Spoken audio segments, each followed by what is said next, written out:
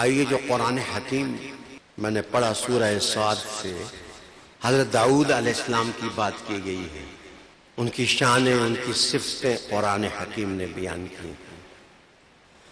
چونکہ پرانی کتابوں والوں سے ذہول ہو گیا، وہ توہین انبیاء کر بیٹھے.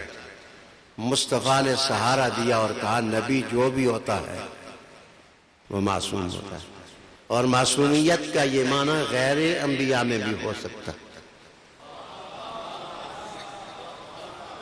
اگر منطق کی اصطلاح نہ بھی استعمال کی جائے، محفوظ معصوم، تو کیا ہم اپنے چھوٹے چھوٹے بچوں کو نہیں کہتے کہ یہ معصوم ہے، ابھی یہ معصوم بچہ ہے؟ اگر وہاں قیامت نہیں ٹوٹتی تو سیدہ زہرا کو معصومہ کہنے سے قیامت نہیں ٹوٹتی.